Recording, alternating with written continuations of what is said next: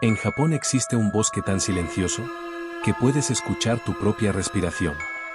Pero algunos aseguran escuchar otra cosa. Una voz que los llama por su nombre. Un excursionista contó que siguió esa voz y encontró una cuerda colgando sola en un árbol. Juró que detrás de él había alguien susurrando. Pero cuando volteó, no había nadie. Si algún día un bosque susurra tu nombre, nunca respondas.